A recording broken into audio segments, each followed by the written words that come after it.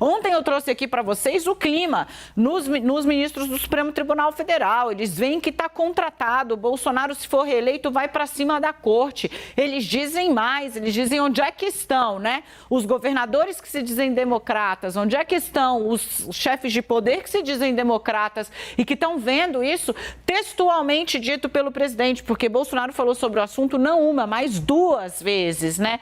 De novo, ontem a gente trouxe aqui intervenção em judiciário, como a que Bolsonaro disse que estava sob sua mesa, né, que havia sido levado até ele uma proposta para análise. Nesses moldes foi feito pela ditadura militar no Brasil no ato institucional número 2. Nós chegamos, no fim das contas, ao AI-5, que aí quem foi fechado foi o Congresso. O AI-2 ampliou o número de ministros do Supremo, tentando dissolver o poder da Suprema Corte. Foi a mesma medida utilizada por Chávez na Venezuela, instaurando a ditadura chavista hoje nas mãos de Nicolás Maduro. É a mesma coisa que foi feita, veja que não é um expediente de esquerda ou de direita, é um expediente de autocratas. Mesma coisa que foi feita por Viktor Orbán na Hungria. Ele também dissolveu os poderes do judiciário.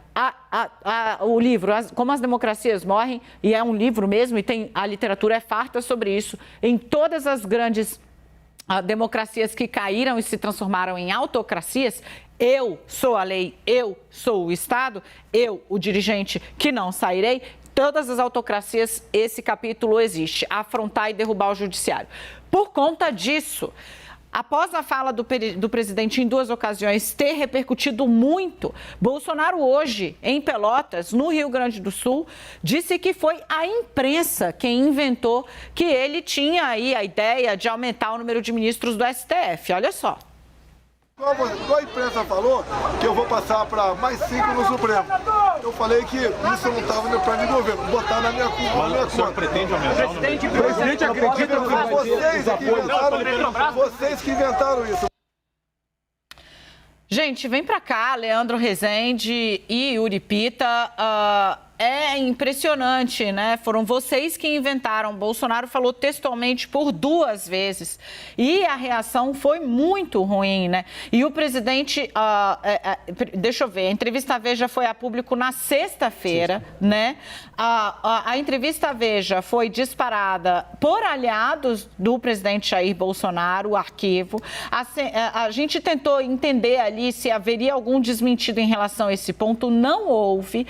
Depois, no podcast, o presidente, de novo, volta a falar sobre o assunto. No cercadinho, ele volta a falar sobre o assunto. E aí, quando vê que a repercussão não está sendo exatamente legal, né? Porque, de novo, como a gente deixou claro aqui ontem, não é de direita ou de esquerda, essa pauta é uma pauta de autocracia, de quem investe contra a separação dos poderes. O presidente começou a dizer, não, eu já falei que isso só depois da eleição. Só vou ver depois da eleição. Ou então, não, se tiver uma pacificação ali com a Rosa Weber, eu vou conversar, está descartado. E agora que a imprensa inventou. Eu vou primeiro com o Yuri Pita e em seguida com o Leandro Rezende, porque o Leandro tem um pouco da explicação fática, né, do porquê dessa mudança de tom. O Yuri. Dá para a gente já trazer alguns pontos que o Leandro deve abordar também. Um desses aspectos é quando você mencionou, Dani, a questão do que ocorreu lá na Venezuela. E por que isso? Porque os apoiadores do candidato do PT, os apoiadores de Lula, rapidamente aproveitaram essa fala de Bolsonaro para dizer que ele quer seguir aquilo que ele tanto critica no adversário. Ou seja, quando o campo de apoio ao presidente Jair Bolsonaro fala que a volta do PT ao poder poderia transformar o Brasil na Venezuela, mas adota esse tipo de ação prática ou passa a falar de uma ação prática que foi a adotada pelo regime chavista, fica numa situação de contradição muito evidente e muito atual, né? Muito direta, não é uma interpretação do que foi dito, é o que foi de fato dito e por isso acaba sendo necessário esse recuo. Esse é um dos aspectos, e isso, assim, de novo, não foi só o presidente que falou isso. Aliados do presidente Jair Bolsonaro também falaram Inclusive isso. O vice-presidente Hamilton Mourão, Exatamente. Na nossa concorrência, deu uma Senador entrevista eleito. E falou. O Ricardo Barros, líder do governo na Câmara dos Deputados, abertamente também defendeu em entrevista a diversos veículos e acredito que aliados com os quais, que também foram ouvidos aqui na CNN, também tenham flertado com essa ideia de público, né? De público. E agora vira a imprensa que inventou. Exato, pois é. No fim das contas, quer dizer, uma série de apoiadores dos mais diversos variações do presidente Jair Bolsonaro, sejam os políticos mais pragmáticos, sejam os políticos mais ideológicos, sejam os políticos neófitos que acabaram de sair eleitos às urnas nesta eleição de 2022, gostam desta ideia que está sendo cogitada ou que está sendo colocada no debate público de se aumentar o número de ministros do Supremo e reduzir o poder de influência da atual composição do Supremo. Isso foi colocado pelo próprio campo de apoio ao presidente Jair Bolsonaro. E, como você mesma disse também, Dani, pegando carona, inclusive no livro do Stephen Levitsky e Daniel Ziblatt.